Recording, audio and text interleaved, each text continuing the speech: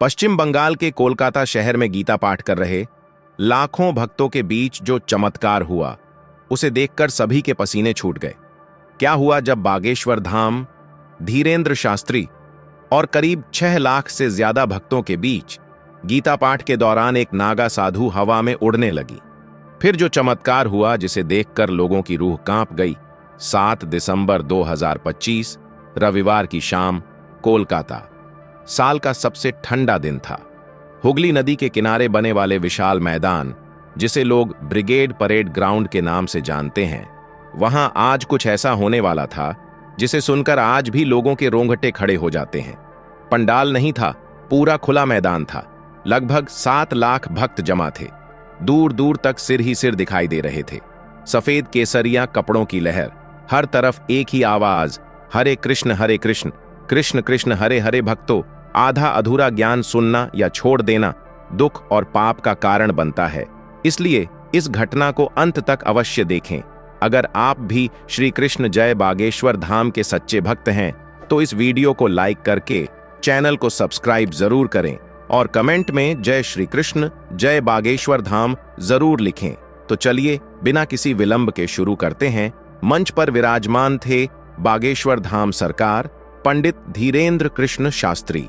उनके बगल में गद्दी पर एक प्राचीन स्वरूप लिए बैठे थे एक नागा साधु। नाम था महामंडलेश्वर स्वामी अवधेशानंद गिरी जी महाराज नहीं, बल्कि एक ऐसे साधु जिनका नाम बहुत कम लोग जानते थे, कपालेश्वर बाबा। लोग कहते हैं कि ये पिछले 48 साल से हिमालय की गुफाओं में तप कर रहे थे और पहली बार किसी सार्वजनिक सत्संग में आए थे।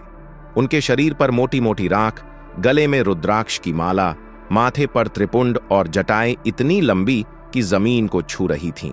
शाम के 4 बज चुके थे। गीता पाठ चल रहा था, 18वें अध्याय का। धीरेंद्र शास्त्री जी ने माइक थामा और बोले, आज गीता जयंती नहीं है, लेकिन आज का दिन गीता के लिए ही बना है। आज हम सब मिलकर एक ऐसा संकल्प लेंगे कि पूरा विश्व देखेगा, सनातन धर्म अभी जिंदा है और जिंदा रहेगा।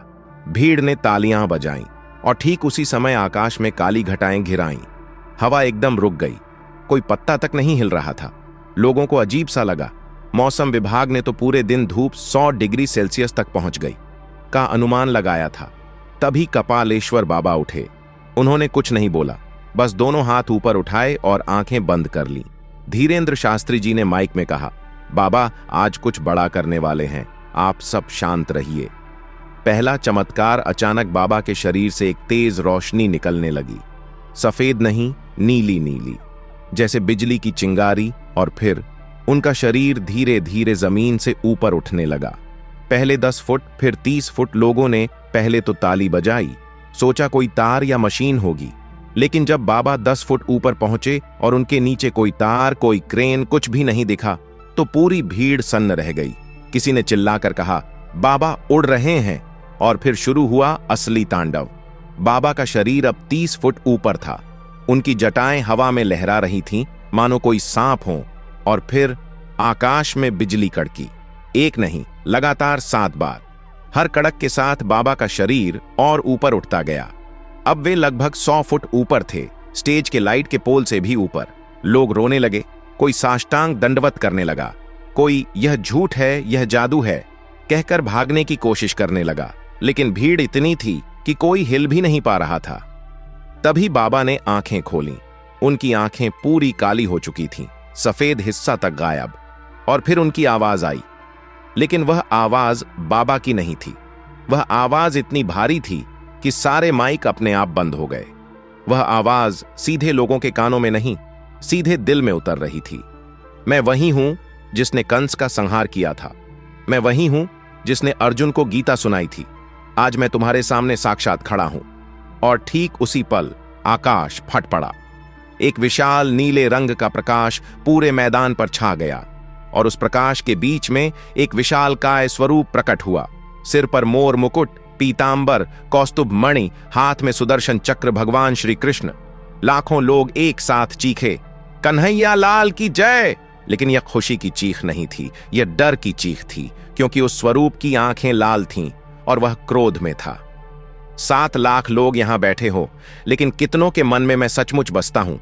तुम मंदिर तो बनाते हो, लेकिन मेरे नाम पर झूठ, छल, भ्रष्टाचार करते हो। आज मैं तुम्हें दर्शन दूंगा। तभी कपालेश्वर बाबा का शरीर अचानक नीचे गिरा। जोर की आवाज के साथ वे स्टेज पर गिरे।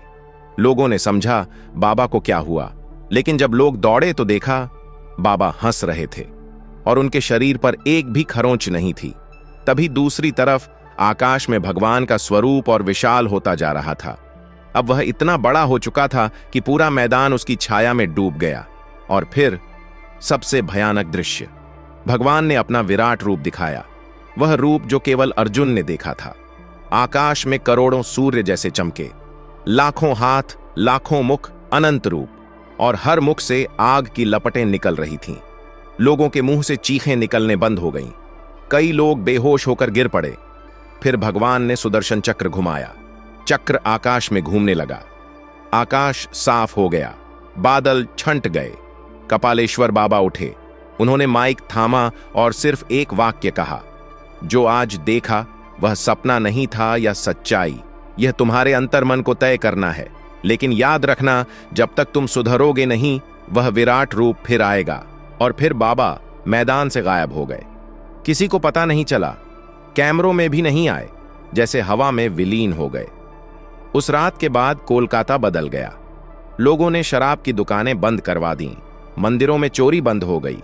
आज भी ब्रिगेड परेड ग्राउंड के उस कोने में रात को नीली रोशनी दिखती है। लोग कहते हैं कपालेश्वर बाबा वहीं बैठे हैं, और जो भी मन से पाप करता है उसे वहीं बुला लेते हैं। लेकिन जो उस दिन वहां थे, वे आज भी वह पल याद करते हैं। उन्हें विराट रूप दिखता है और कानों में वही आवाज गूंजती है। दोस्तों, इस वीडियो को अपने दोस्तों, परिवार और रिश्तेदारों के साथ शेयर जरूर करें। और वीडियो पसंद आई है तो वीडियो को लाइक करके चैनल को सब्सक्राइब जरूर करें और कमेंट बॉक्स में जय श्री कृष्ण, जय बागेश्वर धाम जरूर लिखें। धन्यवाद।